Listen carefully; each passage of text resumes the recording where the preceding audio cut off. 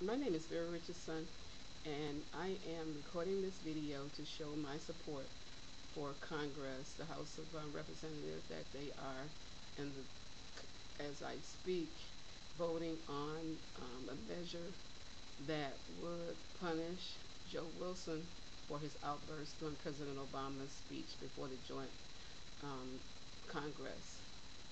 President Obama was making his speech in reference to his health care reform proposal that I support. Wilson's behavior was totally inappropriate, and according to the beginning of the session of the House of Representatives to punish him, um, a congressman from South Carolina, the same state that Wilson is from, stated that he violated rules of the House. His outburst was a violation of the rules of the House. In America, we have rules, and we are all required to follow rules and regulations. And the fact that he refuses to apologize from the floor of the House is justification that he should be punished. The minority leader stated that Wilson has already apologized to the president when he called the White House, but that apology, I think, was not sincere.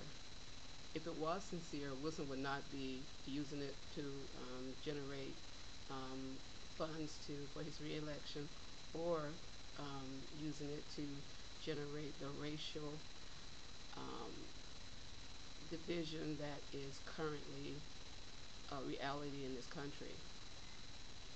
Um, I know that it's hard for some Americans to accept the fact that President Obama, a black man of mixed heritage, he's also white, is the President of the United States, but he is. This is a copy of his of the newspaper on his inauguration. He won the election. He is your president. He's our president. And if we don't take a stand now to face the fact that racism is playing a part in this debate, we will all be sorry for it. During the 60s, a president had to step and get involved and send troops and FBI, the Justice Department, to ensure the rights of African American citizens.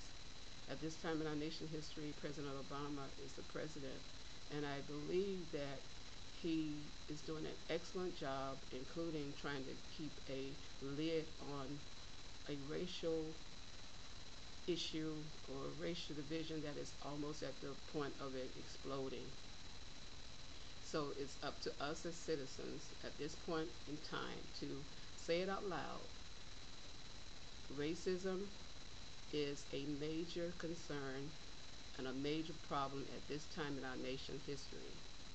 But 62 million people voted for President Obama. He's a duly elected president of the United States of America, and we must abide by that fact. When President Bush was in office for 8 years, the Democrats, I opposed and was sickened by the fact that he was reelected in 2004. But what I did in 2008, when the 2008 campaign, was to actively get involved in electing President Obama. So that's what you, Republicans, that's your avenue for redress in 2012, is to get a qualified candidate and vote that candidate into office. But we cannot have race and racism used to destroy this nation. We cannot go through this for another 3 years of hate speech, of having a congressman from Georgia state the truth that it appears to be racism that's driving this force. We also have a New York Times columnist, Maureen, also stating that she believes that it's because Obama is black that people are having a problem with his legitimacy. He is the president, he is an American, and it's time for this country to unite. We did it once during 9/11, and we can do it again. And Joe Wilson, and just like Serena Williams, who I believe, overreacted to a bad call. I really think the call was bad. She paid the price. She was fined. She apologized.